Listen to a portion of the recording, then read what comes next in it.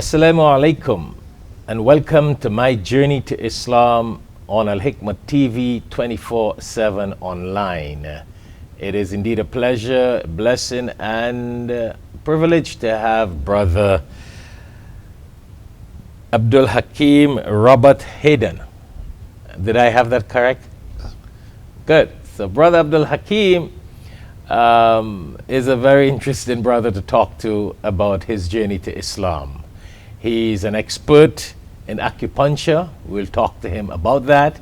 So stay tuned to hear a little bit about Brother Hakim's journey to Islam, his background, before coming into Islam, his experience, and what other advice he has to give to us. So stay tuned, inshallah. Praises are due to Allahu Allah. All praises are due to Allahu Allah. Allahu Allahu Allahu Allah. Allahu Assalamu alaikum wa rahmatullahi wa barakatuhu. If you would like to dedicate copies of one of these publications as Sadaqah Jariyah, continuous blessings for your parents or dear ones who have passed away, or fi sabilillah, in the path of Allah, please give us a call so we can place your names on these dedicated publications. You can call us at 954-986-0158, or you can also visit us at www.alhikmat.com. Allah is the creator of different faces. Allah is the creator of all races. Allahu, Allahu, Allahu, Allah. Assalamu alaikum and welcome to my journey to Islam on Al Hikmat TV 24/7 online. It is indeed a pleasure, blessing and privilege to have Brother Abdul Hakim Robert Hayden. Did I have that correct? Good. So Brother Abdul Hakim is a very interesting brother to talk to about his journey to Islam. He's an expert in acupuncture. We'll talk to him about that. So stay tuned to hear a little bit about Brother Hakim's journey to Islam, his background, before coming into Islam, his experience, and what other advice he has to give to us. So stay tuned, inshallah. So Brother Abdul Hakim, before accepting Islam and before getting into the whole journey to Islam and life as a Muslim, where are you from originally? I'm originally from the United States. I grew up outside of Chicago, Illinois, and later on moved to Florida, and that's where I currently reside. Good. So in Chicago, tell us a little bit about what you did when you were growing up as a young man, because you know our viewers are worldwide nowadays. YouTube, Facebook, television, it's all worldwide. So people all over the world are always interested, and they feel and consider it something very interesting to know about people's journey to Islam, what motivated them, where they came from, their background, because sometimes your background has a lot to do with your journey in life, a lot to do with your foundation, your background. So while growing up in Chicago, what were some of the things you loved and you were involved in, etc.? As is, I know you probably forget most of it, right? Yeah, I've been around for a few years. Yeah. Alhamdulillah, I think I was always very interested in reading, and I grew up in a very kind of a culturally homogenous area. It was the suburbs. There were a lot of people who were, pretty much the same sort of Northern European, Western European sort of ethnicity. And I always took an interest in reading about things that were outside of that.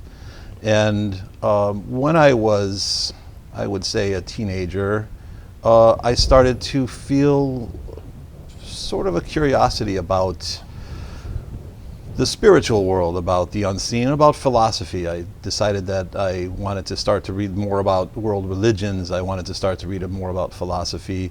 At the time, it was the 1970s, and this was the time when kung fu movies were very popular, and Bruce Lee was a very popular figure. And as a teenage boy, this was a very powerful sort of and you're sort right, of an because icon. karate and kung fu, and especially kung fu, had a lot of meditation, right?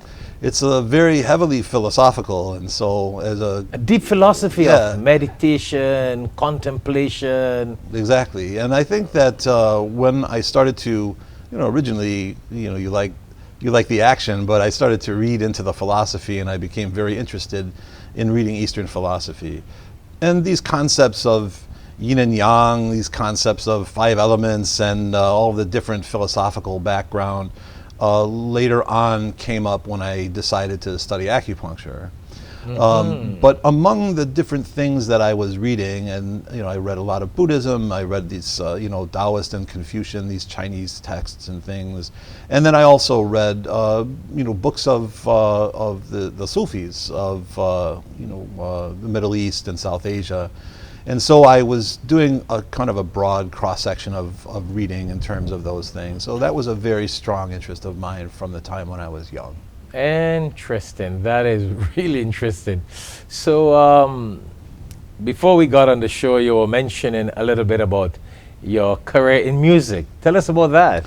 Well, I went Because to, music, some people contemplated music in a line of spirituality, yeah?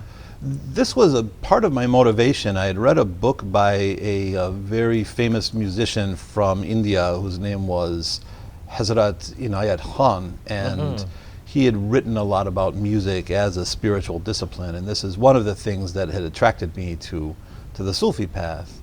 And so when I was in college, I decided to study music so that I could understand things a lot better. There's a lot of things in music. It's not just nice tunes, but there's mathematics, there's physics, and in a way there's a kind of a sacred geometry to music and to composition. So That's interesting when you look at it from a philosophical point of view. yes, Huh? yes, Interesting. absolutely. So I graduated with a major in composition, and after college I played for a while in places in Chicago, mostly clubs, things like that.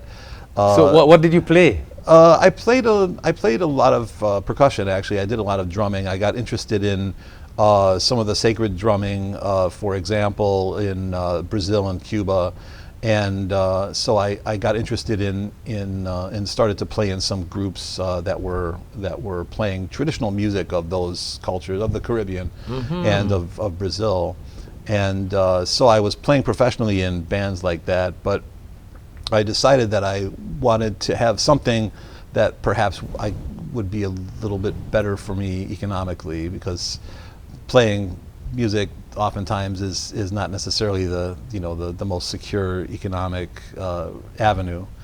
So I decided to go back to school, and I was walking down the street one day and saw a sign in a window for a Chinese herb shop about acupuncture lessons, Yeah. and so I went and started that, and so sort of left the idea of playing music behind. But before we get into the acupuncture, in recent times, I have noticed that a lot of people who have been into music started getting into spirituality. Have you realized that? It's a very spiritual thing, when I took Islam, I took it as And just for viewers, because viewers can misunderstand what we're talking about. Sure. We're talking about music, classical music, music that people really ponder over, not the wild thing that you hear nowadays. Sure, no, And no, people go crazy with all Right. this sort of noise. I will call that noise. But Yeah. we're talking about music from a very professional point of view, where it gets your mind, body, and soul involved. I've noticed really recently people start getting into Sufism, spirituality of different levels, who were involved in that kind of music. Have you really had that experience or seen people like that? Because you're now a living example of that. Yes, when you're playing music, and you practice and you practice and you practice, but when it comes time to perform, you start to play the music, and when things are really going well, you sort of forget yourself and you just sort of become the music. And this is sort of analogous to the experience of what Sufis call annihilation or fana, which is that you forget yourself. Right. You're making dhikr, you're praising Allah, you're making salawat, whatever it is that you're doing it so intently and with such full presence of the heart that you forget yourself, you forget your ego, you forget everything. So if you've had this experience in playing music, which I had, it then becomes something that you seek in other areas of life other than music. And so, because it's an inherently spiritual thing. That's interesting, that principle of losing yourself into something. So by adopting that principle into Sufism, or let's say spirituality, it means that your body and mind has been trained how to just get something inculcated into you, and you just become lost into that, in the dhikr of Allah, the meditation, and that depth of concentration, if we want to say that. And that brings in a kind of transcendence, which is, I think, in a way what the human heart is wanting. We're wanting to have, we like this expansion, we like this transcendence, we like to, why are we believe in Allah? We want to believe in something that's larger than ourselves, that's unlimited, that's timeless, that has no limit. It's freedom. And so this is one of the things, I think, when people seek this in playing music, it's the same thing really in spirituality. Wow. So then from music you went on to acupuncture. Tell us about that. Because that's so interesting. Acupuncture is such a healthy thing. It is, and for me it was a way in which, I mean, there's a lot of ways I could have gone, right? I could have become an X-ray technician or something, but really it was, again, a way in which to authentically manifest my interest in Eastern philosophy, and to have a way in which to benefit society, yes, and have it be useful, and to be able to make a modest living at it. And so it was something that I became very interested in and very much poured myself into, and graduated from an accredited program, and then I wound up working, and that's been my career now since 1995. Wow. So you studied acupuncture, you have a license in acupuncture, Yes. you're a graduate, Right. qualified Right. person in the field of acupuncture. Yes.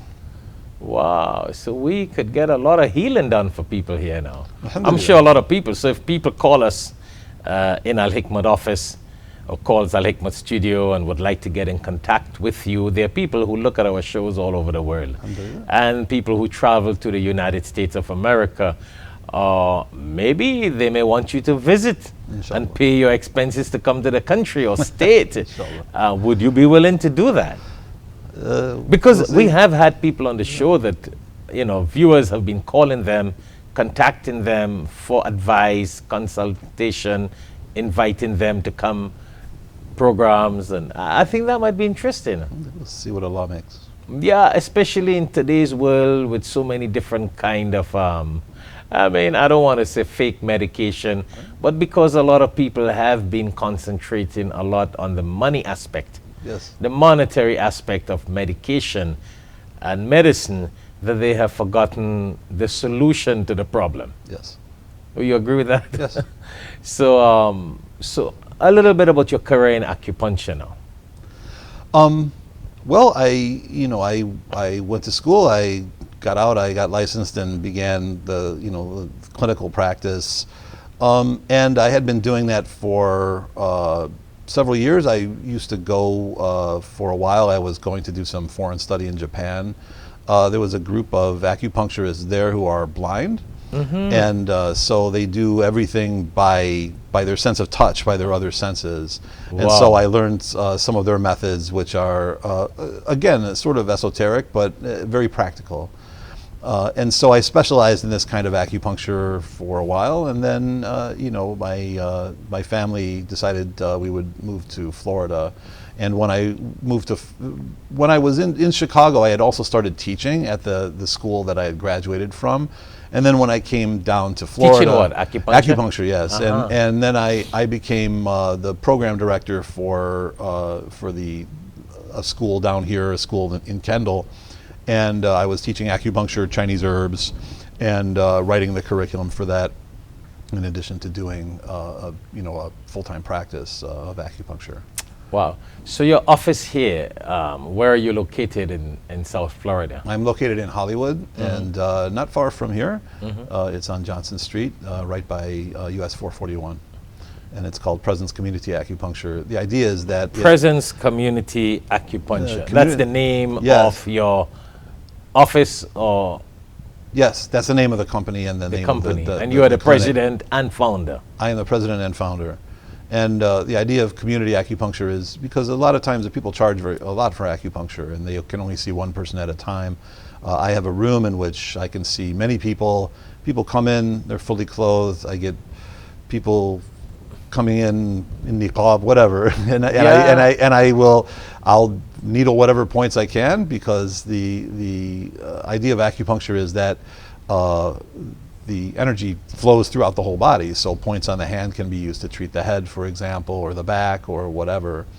And I'm able to keep the price at a reasonable amount. And so that means that people can come in more frequently, and they can bring their family. I have a large room where I can accommodate 9 people, and then everything sort of folds up. And so I do several times a month. I hold dhikr there. I hold interesting. Right. I hold gatherings for our Sufi community in South Florida. Wow, that is a blessing. That's blessed acupuncture. Eh? So I mean, again, just for education, just so that we can benefit, what are some of the things that acupuncture helps? Acupuncture is very good for almost any kind of pain, almost any kind of inflammation. So if there is an itis in the name, acupuncture can usually be very helpful, because we know that it helps to decrease pain, decrease inflammation. So we know that inflammation is a component in many chronic diseases, allergies, asthma, even heart disease. So a lot of times I will see people who have chronic diseases that are not life-threatening types of diseases, but they're chronic diseases where there's inflammation, and they're sort of degenerative in nature. So autoimmune diseases, rheumatoid arthritis or lupus or things like that respond very well to acupuncture. Migraine headaches, things of that nature. I see a lot of those kinds of things. Migraine headache. Yes, and then what we call is like psycho-spiritual types of problems. I see a lot of people who have difficulties with anxiety. I see people who have difficulties with depression. I have people who have difficulties with managing their emotional states, their anger, and things like that. And acupuncture can be very, very useful. Sleep difficulties, many things you can use acupuncture What about for. trigger finger? Trigger finger? I'm just calling some points that maybe viewers knowing about it, hearing about it. Yes. And I mentioned some of these problems, it might click on our viewers here. So what about trigger finger? Yes, trigger finger. Things which are of a structural nature. So with trigger finger, you have a shortening of what's called the fascia, the connective tissue in the hand. Okay. And if it's, as long as it hasn't gotten to a certain point, then acupuncture may be able to resolve it completely. It really depends upon the person. So I always tell people to come in and let's have a look. But certainly anything where you're there's inflammation involved and you're trying to release the connective tissue, the fascia. I always say acupuncture it's better to try it first before just going to the surgeon. Because surgery oftentimes comes with problems of its own. There's recovery time, there's scar tissue. With acupuncture, there's not really any side effects, and I like that. With acupuncture, there's not really any side effects. No. Whereas when you take a surgery, you're going to be cut. You're going to have a lot of side effects after. Scar tissue, you have to recover from the anesthesia, and there's always a period of recovery. You'll wind up having to go to physical therapy or something like that. Certainly, surgery is life-saving in many instances, and there are some people who come to me and I have to tell them I don't think that the acupuncture is going to be able to work because they may be beyond the scope of acupuncture, and so surgery is necessary. But I always tell people, try conservative measures like acupuncture, or physical therapy, massage, or something. Try these things before going to the surgeon. So acupuncture is a kind of preventative means. Very much so. I mean, if people would come in when the symptoms are not quite so dramatic, they would tend to be able to save themselves a lot of suffering down the road, because the acupuncture would probably get rid of those kinds of symptoms pretty quickly, whereas most of the time people wait until they've been to see everybody else and then they go to see the acupuncturist, and sometimes it's something that it's difficult to treat because of the severity of the problem. What about like something like neck pain? Neck pain, almost any kind of pain. Anything where you've got neurogenic type of pain, acupuncture can be very useful for.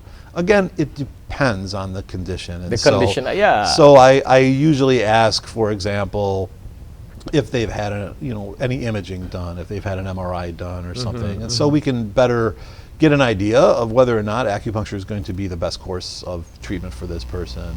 Oftentimes it is, and sometimes it's not. And so the only way to do that is to really be able to talk to the person and diagnose the situation as to what stage that pain or problem really is. Exactly. Wow, that's interesting. No, that is so interesting to know. I mean, I have always been, that's why I love talking to people of this kind of experience that you have in acupuncture and healing and spiritual healing. I think it is so necessary nowadays time. Once upon a time, people had lost it. Many yesteryears, as we would say, people were into it. In the recent years, I think a lot of people lost it, but it is so important nowadays, and I have seen it coming back. Have you seen that? People are starting to realize it's definitely more popular than it was when I started 20 years ago. People are getting back into herbs and herbal medicine and all these different sort of organic, natural food. I mean, what can you share to our viewers about that? How important it is to get into these natural way of healing?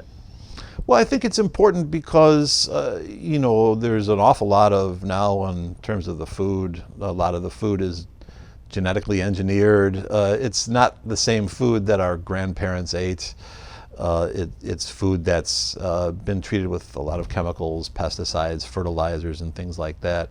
And I'm seeing a lot of people getting interested in things like what's called permaculture. I don't know if you've heard this term, but it's sustainable agriculture. And in some cases, they're doing it even in urban settings. They're doing it in their own backyards and things like that.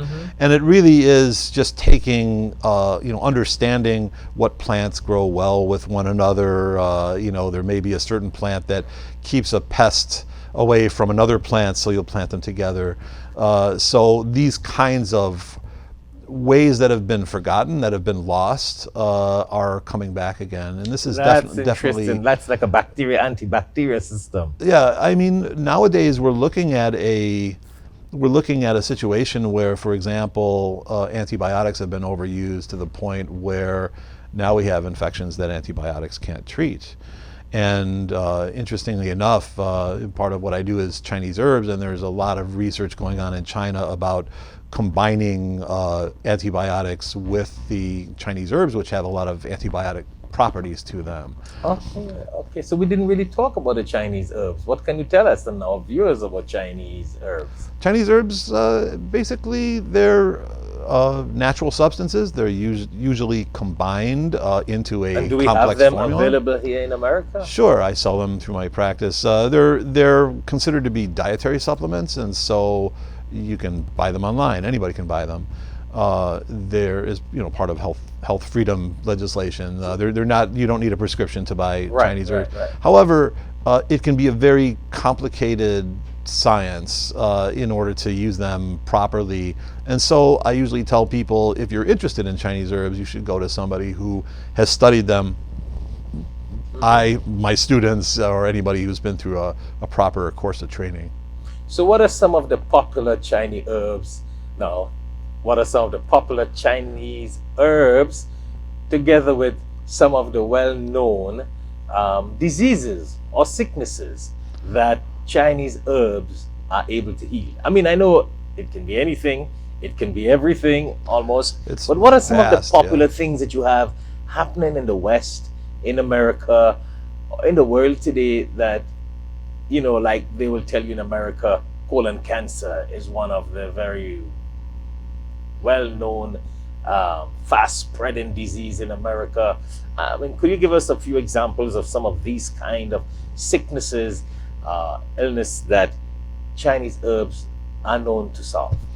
Well, interestingly, I mean, when you mentioned cancer, there have been some herbs that have been studied for effects on cancer, but really in China, a lot of times how they treat cancer is they'll use the pharmaceuticals to fight the tumor. The problem with chemotherapy or the problem with radiation is that it sort of kills cells indiscriminately, and so the therapy may be successful, but the patient dies, as they say. So in China, what they'll do is they'll take what are sometimes referred to as tonic herbs, ginseng, astragalus, the reishi mushroom, things like that, and they'll use those to boost the person's immune system and to boost their general vitality, so that they've found that people are able to tolerate the cancer treatments much better when they're taking the Chinese herbs alongside the cancer treatments. Oftentimes what people will do in terms of taking Chinese herbs outside of something like that is, for example, if I'm catching a cold, there's a remedy that I'll use, a Chinese remedy that I'll use called Gan Mao Ling. And basically I take that for about half a day, and generally you're able to head the cold off. Is it a drink? No, it's pills usually, little tea pills. And Chinese herbs originally was you gathered a bunch of roots and leaves and things and threw them into a pot and boiled them up and drank the broth. Nowadays, a lot of times when you get Chinese herbs, they're in pill form. They're in little pills or tablets, things like that. That is interesting. That is really interesting. I mean, I have really always been mesmerized with herbs and natural healings. I love that. I really, I'm a person, I love mountains and the oceans, and I think everybody likes that, but I do. I'm very much into those kind of things as opposed to the concrete jungle. Yes, of course. So that's why herbs and natural healing and acupuncture, I'm really very attracted to that. And I think it is so important and so very educational for the world today. Yes, absolutely. For the people in the world, because a lot of people don't know about it. They don't know about it. And they probably heard it, they must have seen it somewhere, but they have not really contemplated and studied it to have a better idea on these natural resources that Allah has provided. And that's the bottom line. Allah has created the human body, and He is the Khalik, He is the creator. So if He created this human body, He is the most wise, who knows the best medicine and the best way to heal and to prevent diseases. And I think that's what people have lost out there. I think so. And that's the physical aspect. Yes. Now we got to get into your journey to Islam, the spiritual aspect. Now we have been speaking, Brother Hakim, for over 25 minutes now. Yeah. We have been speaking for over 25 minutes. So we got a short break. We're going to go on a short commercial break. After we come back, we want to talk a little bit on what motivated you to come to the fold of Islam. What motivated you to get into spirituality, and how has your life changed after you came into the fold of Islam? So stay tuned. When we come back after the short break, we will be talking to Brother Abdul Hakim about his journey to Islam, what motivated him, and how his life has changed after becoming a Muslim, inshallah. Assalamu alaikum wa rahmatullahi wa barakatuh. ربنا يا ربنا ربنا يا ربنا. Al Hikmat Dawah Services invites you and your family to an enjoyable evening of Islamic songs and poems on Saturday, December 7th, 2019 at 4 p.m. at the Shazan Banquet Hall adjacent to Darul Uloom. Special guest appearances will be by world-renowned Qari Abdul Jalil. Allah is the creator of the universe. La ilaha illallah Muhammadur Rasulullah sallallahu alayhi wa sallam. And Malana Imtiaz from London. ربنا يا ربنا ربنا يا ربنا. तुझसा कोई नहीं तुझसा कोई नहीं. If you love the Prophet, then please recite with me. Food and clothing will be for sale. Contact Al Hikmat Dawah Services at 954-986-0158 for more information. Mustafa, Mustafa, Mustafa, Mustafa, Mustafa, Mustafa. Assalamu alaikum and welcome back to my journey to Islam on Al Hikmat TV 24/7 online. And once more again, it is a pleasure to have with us in Al Hikmat studio Brother Hakim Robert Hayden. And for those of you who have just tuned in, Brother Hakim is a professional. He's an expert in acupuncture, and it is a blessing to have him share his journey to Islam as he came into the fold of Islam, his connection and philosophical views on spirituality, his experience in acupuncture we spoke about before we went in the short break. So we are now going to talk a little more on the spiritual aspect with Brother Hakim. So Brother Hakim, tell us here now. You have been a musician, acupuncture, we spoke about that before the break. Tell us what motivated you in your journey to Islam. As I said, I, for a long time, was interested in philosophy from being a teenager, really. And I read many different books and sought to understand different viewpoints. As I mentioned, I read a lot of Eastern philosophy, a lot of Buddhism, and in that I'd also read into Islam, particularly the mystical branch of Islam, Sufism, and as well as other things, books on Kabbalah, some books on indigenous religions, African religions, all manner of things, and So what faith were you practicing before becoming a Muslim? I wasn't really practicing. I was just seeking, I think. Okay, so you were not really connected officially to any religion or so? No, in the 80s, into the 90s, the New Age became very popular. And there was a lot of people, I think, who were sort of disaffected by organized religion, who became involved in the New Age. And I used to hang out at a lot of New Age bookstores and buy a lot of books and read a lot of those things. Everybody sort of styled themselves as a spiritual seeker, and it was very popular to kind of like build your own religion. People would take parts of religions that they liked and they would discard the parts of the religions that they didn't like. There are a lot of people who say, listen, I do not belong to a religion, but I'm very spiritual.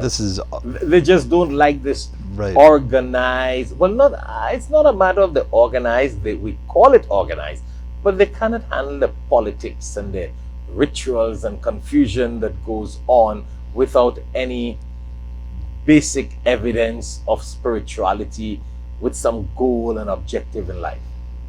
There's a lot of, I think, dissatisfaction with the fact that in a lot of religious organizations, the human heart, the emotional life, the spiritual life, is really downplayed, and there's a lot of ritual and law or things like that are sort of overemphasized. I don't want to shift from the topic. We still have to continue on your journey to Islam. But we have that problem in Islam also. Of course. There are a lot of people who concentrate in the masjid, bricks, paint, tiles, the chandelier, and they're all about how they build this masjid, and they are not into building the community. Yes. And there may be those who are into building a large number of people in a community, but not into building the spirituality in the community. Yes. So they have lost the whole mission of the masjid. Yes. You see what I'm saying? I do. And we see people doing that in the church, Yes. in the temples, in the other faiths, that it's all about that secular aspect. And I want to use the word secular, which really in the dictionary means non-religious. Mm-hmm. So they are into the secular aspect in the religion as opposed to spirituality. And that has created a major problem. I do have a problem when I see Muslims wasting money, wasting time, wasting effort. Their vision is all about, not that we don't need the building, not that we don't need the space, but the kind of money, the kind of time that they put into these things. I want to believe if they would put it into spirituality, if they would put it into salah, into prayer, the masjids will come. Yes, I think the masjids will be built, because you will build people. And when people's iman is built, iman, spirituality, yes. then these people will automatically build Yes. the physical structure around them. People are looking for connection, and that's part of the thing. And they're not necessarily looking for an outward aspect of it. They're looking for real heart connection with things. And so people want to feel connected with one another, or they want to feel connected with the community, or they want to feel connected with Allah. And that's, I think, what's missing in many cases. And that's what I thought that I got to share that with you. Yes. Because I've seen it in Islam, and I know people talk about it in other religions, but in Islam, Muslims do Sure, that. yeah. It has nothing to do with Islam, but it's the people.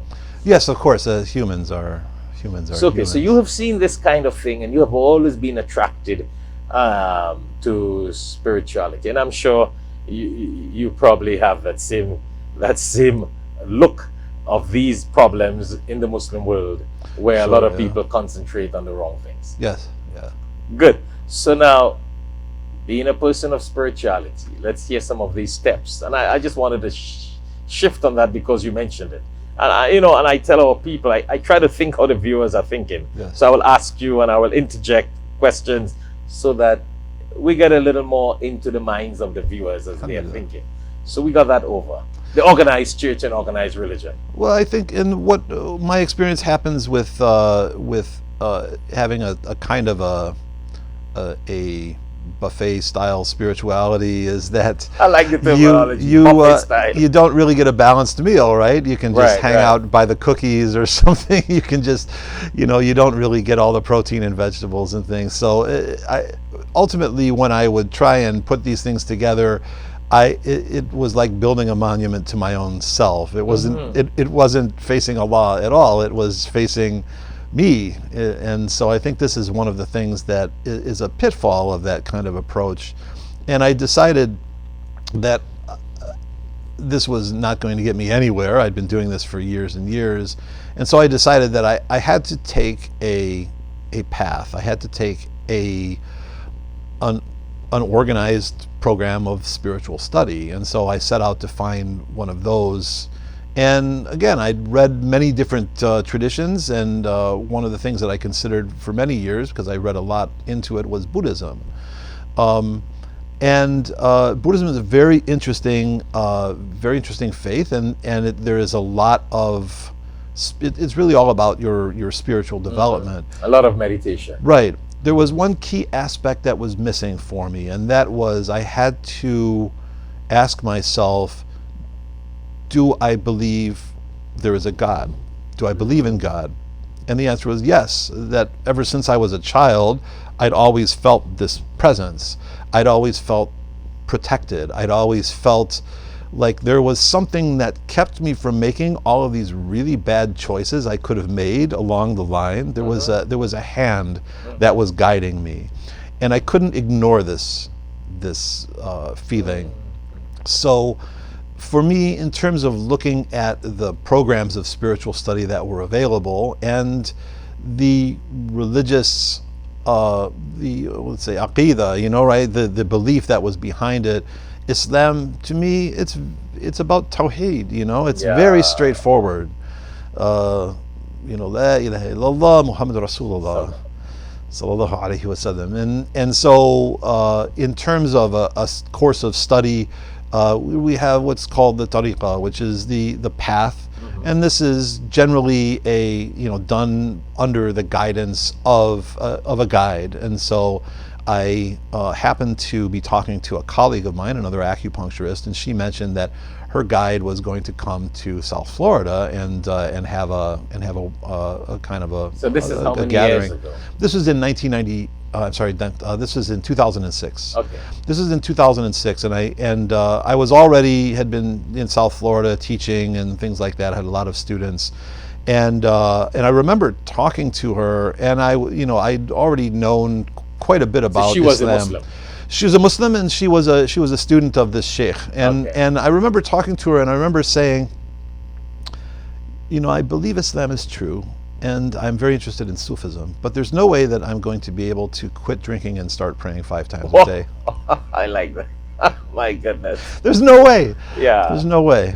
And alhamdulillah, I decided, okay, I actually got the basics of praying, learned how to do it, and I went to the conference, and I met this sheikh, and it was actually after hearing him speak, but we broke for, I believe it was Dhuhr or Asr, one of the two, and I sort of learned the motions, but I'd never really prayed, and so I lined up, and they dragged me over and put me right next right next to the men, and we prayed, and it was while I was doing the salat that there was this feeling like, this is it for me.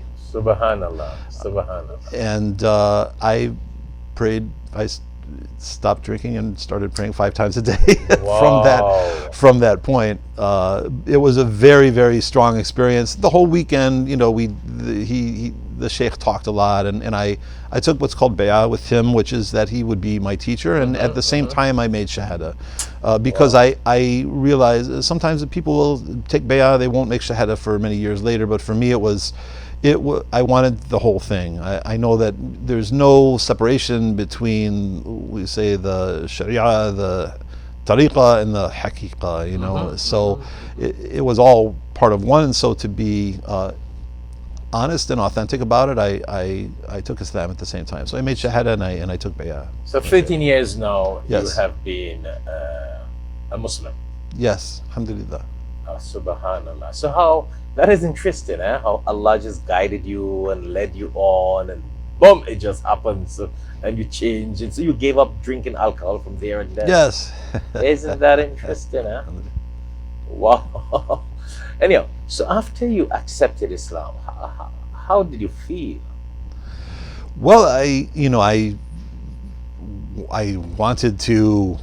I wanted it. What were some of the hard practices you had to give up? One was drinking. Yes, let's see. Well, those are like the giving up the, taking the pillars, basically, praying 5 times a day. Of course, you have to stay away from, I'm never much of a pork eater, but, I stay away from alcohol and things like that. In some ways, those types of things they're obvious, and in some ways, those types of things are easy. It's the little things that you have to stay away from, like, backbiting or gossip, or not even listening to it, or just staying, not getting angry. All of these wisdoms that we get from the Sunnah of the Prophet sallallahu alaihi wasallam. And then this is all part of what in the Sufi path is called the tazkiyat an-nafs, the purification of the soul. And it's something that goes on day after day, 24/7. That is so deep that you have mentioned that, Brother Hakim. That yes, a lot of people, it's easy to give up the basic big things. But these things that look like small things, slandering, backbiting, getting angry, having a bad attitude, these are very destructive things. Extremely. These are so destructive. They destroy your faith. They destroy your amal, your good deeds, all the efforts that you put down. People spend money in zakat and charity. They perform hajj. They fast 30 days. They pray 5 times a day. But these little things that look little are major destructive things. Like the Prophet ﷺ put it, it's like a razor that shaves off hair. Yes. The hair, the virtues, and the razor, they just destroy things.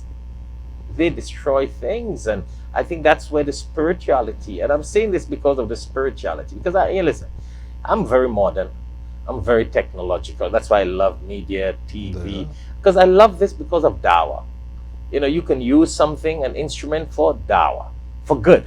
You can use a knife to commit murder. Right. You can use a knife to cook and cut onions and, and vegetables, right? So therefore, I love the media for spreading the message of Islam. That's why I love sitting with people who talk about spirituality, Islam, journey to Islam. I think that is so motivational to our viewers worldwide. And Brother Abdul Hakim, we got a lot of comments. People worldwide, are so motivated when they hear people like you, how you came to Islam, how you were motivated. Do you know it helps people who are Muslims and who are not practicing? It motivates them. When a person hears that you went, met someone, listened to a lecture about spirituality, stood in Salah, you were not a Muslim then, officially, formally, Allah knows, and boom, you accepted Islam immediately, you gave up things like alcohol. You may have a Muslim who says he's a Muslim, but he just cannot stop. And when he hears that, it will motivate him. And I think that Allah has blessed you, really. That's a great blessing. Yeah. And that point of, slandering, backbiting, getting angry, bad attitude, these are things that really spirituality destroys.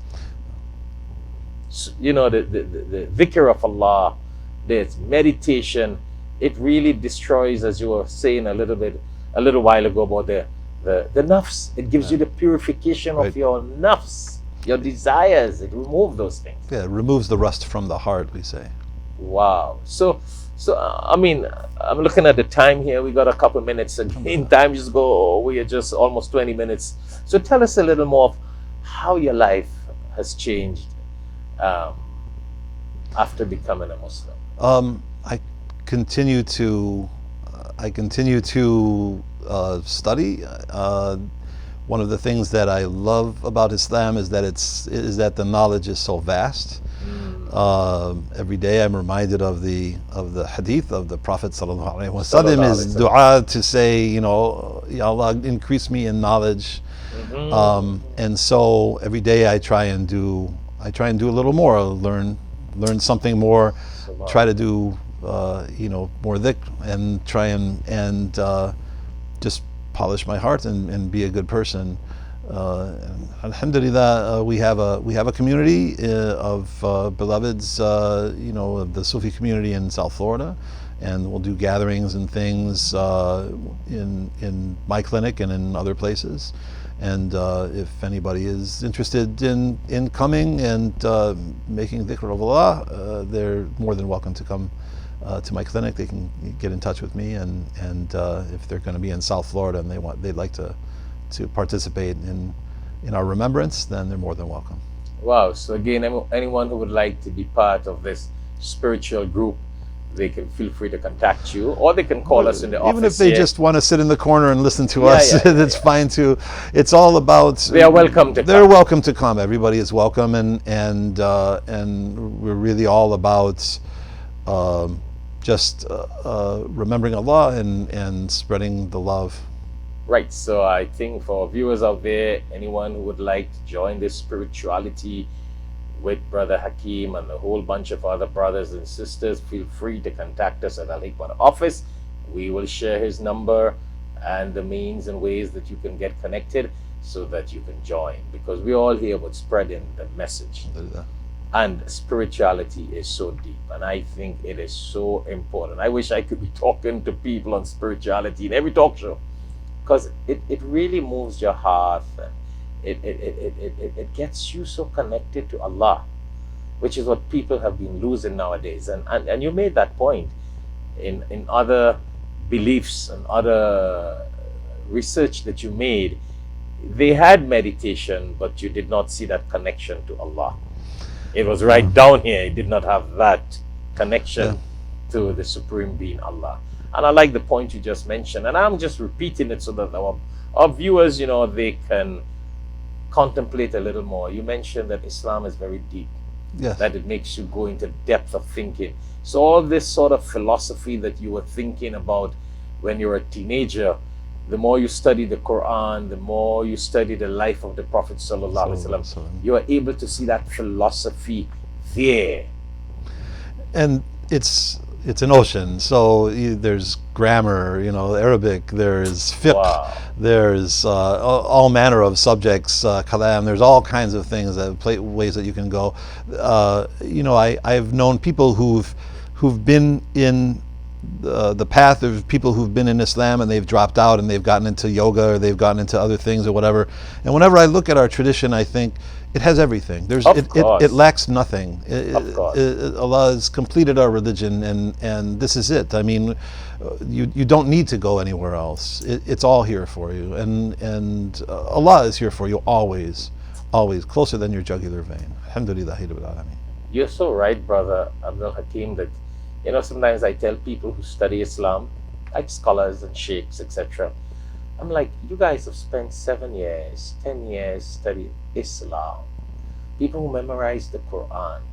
And why do you have to do something else other than being involved? You see what I'm saying? Because a lot of people, if they're not the imam in the mosque or the masjid, or they're not a teacher in the school or the masjid, then they find other career, another profession. And I'm like, you're in such a profession and career of Islam that you have studied it and you got this knowledge. It is so deep that if you go into this ocean of Islam and you've studied it, but if you go into it, there's so many areas in Islam that scholars and hufas can get involved in that there's no end to it. The philosophy, the depth, so many things you can do. Dawah, studying the spirituality, you know, Quranic medicine, you know, I mean, people say prophetic medicine, but it's really Quranic medicine. It is. What the Prophet, peace be upon him, ate and lived by, it's what Allah has taught him to do. So Islam is so deep, and I really share that with you 100%, that people need to contemplate on the depth of Islam. It is so powerful. It is so powerful for your mind, your body, and your soul. So, as we have come to the end of the show, you got a couple of seconds. What advice you would like to give to myself and our viewers worldwide? Know that Allah is always with you. Know that Allah loves you and surrounds you. He's always there for you. And remember Him. Remember Him as often as you can. Remember Allah with every breath if you can. So thank you very much, Jazakallah, Brother Abdul Hakim. Yeah. So for our viewers out there, if you have just tuned in, we have been speaking to Brother Abdul Hakim Robert Hayden, and he has a professional business in acupuncture, which is called Presence Community Acupuncture. And we spoke to him about his journey to Islam and all his experience in life, and all the advice that he could have shared with us and our viewers. And it has been a pleasure to have him with us on the show, My Journey to Islam, on Al Hikmat TV. So stay tuned, Al Hikmat TV 24/7 online. Until then, Assalamu alaikum wa rahmatullahi wa barakatuh.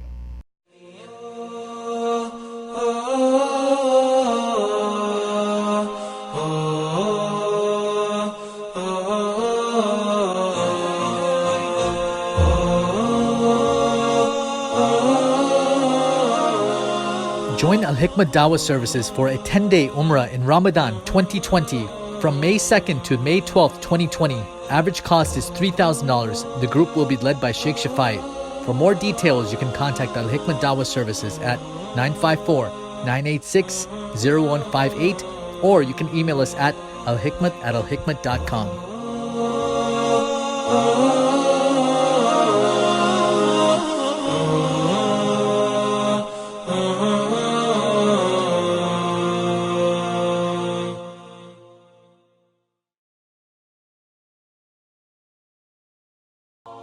ربنا يا ربنا ربنا يا ربنا. Al Hikmat Dawah Services invites you and your family to an enjoyable evening of Islamic songs and poems on Saturday, December 7th, 2019 at 4 p.m. at the Shazan Banquet Hall adjacent to Darul Uloom. Special guest appearances will be by world-renowned Qaari Abdul Jalil. Allah is the creator of the universe. La ilaha illallah Muhammadur Rasulullah sallallahu alayhi wa sallam. And Malana Imtiaz Seedat from London. ربنا يا ربنا ربنا يا ربنا. तुझसा कोई नहीं तुझसा कोई नहीं. If you love the Prophet, then please recite with me. Food and clothing will be for sale.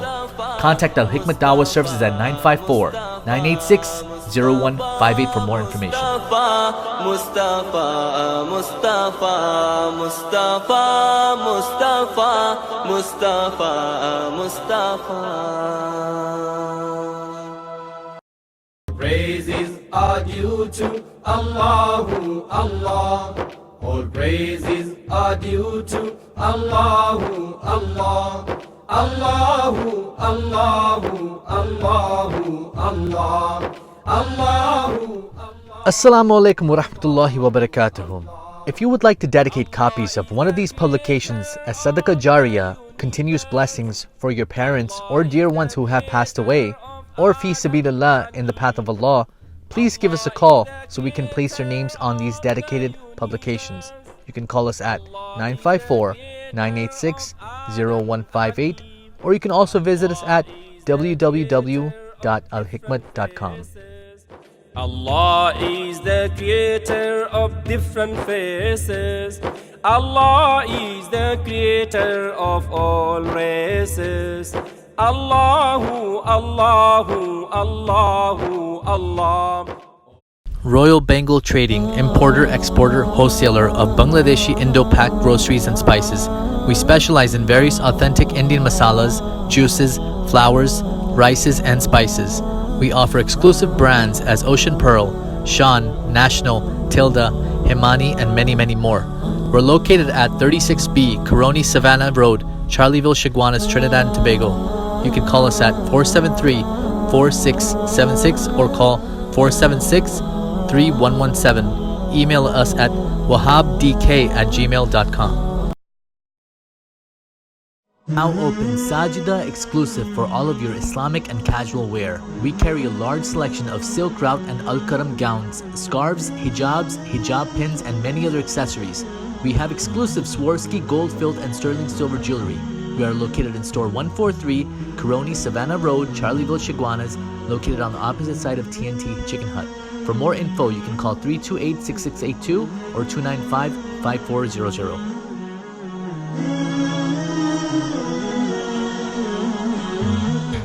Fens, the single largest specialty retailer of residential and office furniture, consumer electronics, home appliances, and household items in Trinidad and Tobago.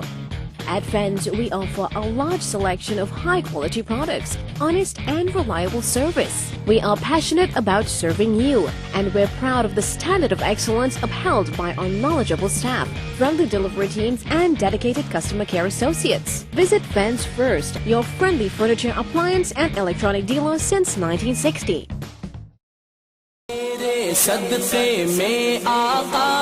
सारे जहां को दीन मिला, बेदीनों ने कलमा पढ़ा, ला इलाहा इल्लल्लाह, तेरे सदक़े में आका सारे जहां को दीन मिला, बेदीनों ने कलमा।